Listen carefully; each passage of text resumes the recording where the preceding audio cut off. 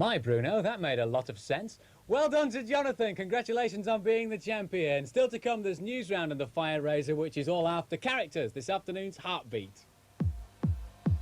I can think of a good one there. Where? Brilliant. And now with news of tomorrow's Blue Peter, here are a sun-drenched Karen and Mark. A quick quiz for you. That building is not the Taj Mahal.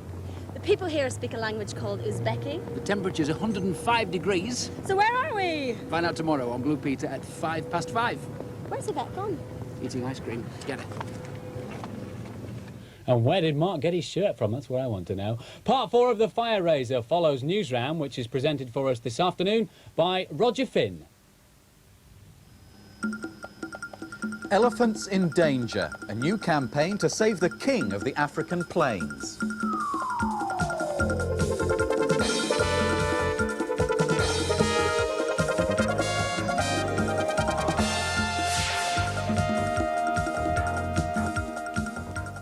Hello again. An appeal was launched today to save the elephants of Africa.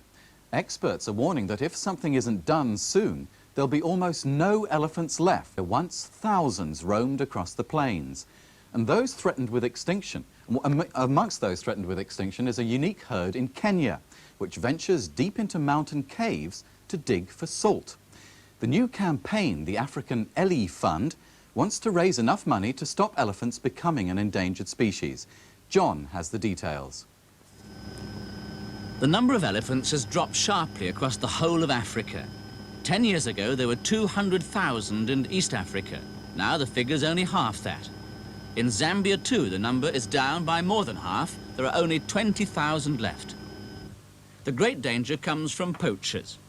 They kill the elephants for their tusks, sometimes machine gunning whole herds to collect the valuable ivory. There are squads of rangers to protect the elephants, but often the poachers are better equipped than the people who are trying to stop them. One campaigner who's seen the crisis at first hand is zoologist Ian Redmond, and he's made a study of one very special herd. Well, they're just ordinary African elephants in almost every respect, but they're special because they're the only elephants in the world that go deep underground. Now, they file into these pitch-dark caves. They can't see anything, so they're feeling their way nose to tail, nose to tail. And once they're in the back of the cave, they spread out, and they keep in contact with each other by making sounds. And how do they get the salt? Well, they're in there to mine salt, and they tusk at the caves of the walls, using their tusks like a chisel to actually carve off lumps of rock, which they then grind up and swallow. And it's But that would damage the tusks, so are the poachers still interested? The tusks are damaged, they're worn down, and most of the elephants don't have more than a couple of inches protruding. But even so, it's worth the poacher's while to shoot them. So what's been the effect? Instead of having hundreds of elephants on Mount Elgin, we're now down to tens. And if the poaching isn't stopped, then they'll be wiped out. The Ellie Fund plans to use the money raised in its appeal to help patrols get the better of the poachers. Without that, it says, elephants will become an even rarer sight in many parts of Africa. There's been a surprise development today in the attempt by the Soviet Union and the United States to sign a deal that will get rid of some of their nuclear weapons. The deal was looking almost certain until a hitch at the end of last week, when the Soviets said they weren't completely happy with it. But this afternoon it was suddenly announced that the Soviet Foreign Minister, Mr. Shevardnadze, is to fly to the American capital, Washington, on Friday to talk to President Reagan. It's hoped this visit will lead to a meeting between President Reagan and the Soviet leader, Mikhail Gorbachev, when an historic deal on nuclear missiles could be signed. The luxury liner, the Titanic, the ship that the experts said could never sink, is still making headlines 75 years after hitting an iceberg and going to the bottom of the sea on her first voyage. All the razzmatazz of show business will be used tonight when the first treasures rescued from a safe in the wreck are revealed to the public, angering people who say the ship is a grave and should not have been disturbed. When the Titanic sailed from Southampton in April 1912, she was the largest man-made object ever to move across the face of the earth. Among the passengers going to New York were some of the richest people in the world. Most of them died when the liner sank. It's known that some of their personal possessions, such as jewelry and coins, are going on show tonight. But until then, no one will say quite what was found when divers searched the wreck. One of the oddest things about the tragedy was a book written by an American 14 years before the sinking. The author's ship, a huge ocean-going liner called Titan, sank after hitting an iceberg on her first voyage. Millions of children throughout Britain will now have a better chance of starting a new sport or finding out more about one they're particularly keen on.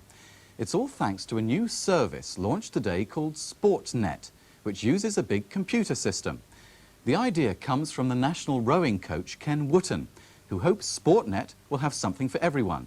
Terry Baddow reports. Here at the Queen's Tennis Club in London, some of the children who will benefit from SportNet are going through their paces. Through a computer, information will be available to anyone who wants to know more about sport. Danielle Lewis, whose job it is to develop tennis in London, is convinced SportNet will benefit both children and coaches. I think it'll be great. I know the school children in London find it very hard to find people to play against and other teams to play against. And although the British Schools Tennis Association tried very hard, it's going to be a lot easier for a teacher to sit down at a computer and punch in, our school needs a team to play against. And somebody will come back and say, yes, we want to play against you. They can arrange a match that way. But whatever the coaches think, it's the players' opinions that count.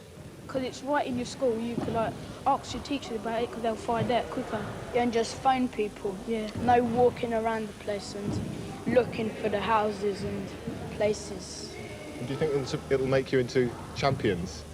Or help make you into champions? It will help. Help because you get more experienced coaches actually show you what to do and helping you. Part of the SportNet service is CompuTennis, which allows players the chance to be analysed by top coaches by means of a computer link-up, which looks at the strengths and weaknesses in their game. The SportNet computer will provide news and information on all kinds of sports, including where to go to take part. And with advice from top coaches available at the touch of a button, perhaps it won't be long before we in Britain have some world champions of our own.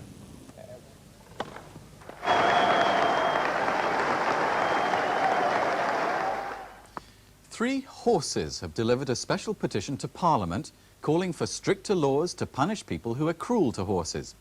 The campaign's been organised by the Horse Rescue Fund in Suffolk, who say the present laws are out of date. They claim that hundreds of horses, ponies and donkeys are ill-treated every year, and only the lucky ones are rescued. Aladdin, Glencora and Lavengro have all been saved from cruel owners and misery. Together with donkeys and other ponies, they're now living happily in Suffolk. They've been specially groomed and prepared to deliver this important petition, which has been signed by 86,000 people. Today, the horses arrived at Westminster with the signatures in their saddlebags. The petition was delivered to the MP, Harry Greenaway, who's campaigned before on behalf of horses. The fund hopes that their action will alert the government to the suffering of many neglected horses. The RSPCA today launched its bonfire code, urging people to look after all animals on November the 5th. And they're worried about wildlife as well as household pets. Thousands of animals and birds have been made homeless by the recent hurricane winds, which damaged so many trees and bushes where they live. The RSPCA says special care should be taken when collecting wood for bonfires, because small animals like hedgehogs, lizards, newts and slowworms may be sheltering in or near fallen trees. And the code calls for bonfires to be built on firework night itself, because those started beforehand could become home to tiny creatures looking for a safe place to sleep. And finally, the winners of a nature scheme to plant trees in third world countries were announced today. David Thompson and Graham Rich are the only pupils at their school on the remote island of Graemsay in the Orkneys. But they still managed to beat children from more than 4,000 other schools in a project to collect aluminium cans, which could be recycled for money. Celebrations of the first wedding on the island for 5 years added to the boys' final collection of 6.5 kilograms of cans each. The whole project raised more than £8,500. And David and Graham, who'll be on the programme Corners this Friday, won £1,000 for their tiny school. That's quite an achievement. That's all from us today. We'll be back tomorrow. Until then, bye-bye.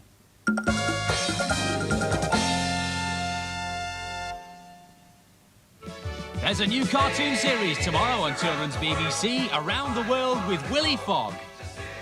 It's amazing how quickly one can travel now. When I was young, it took so long to get anywhere. But now I suspect that one could travel around the world in less than half a year. In fact, what Lord Guinness has said is no fantasy, I assure you. What was that, Fogg? Mr. Sullivan, to travel around the world, 3 months are unnecessary. 80 days would be sufficient, I think. What? Fogg, I believe that's the most ridiculous thing I've ever heard. I shall prove it can be done. You? Eh? I will travel around the world in 80 days myself. Oh, well, really? And I say it can't be done. Find out if Fogg succeeds in Around the World with Willie Fogg tomorrow at 4:30 on Children's BBC. Looking forward to that. I've just been told a really silly joke by Jenny from No Limits. What's this? It's a spider doing press-ups on a mirror. It's the fire razor.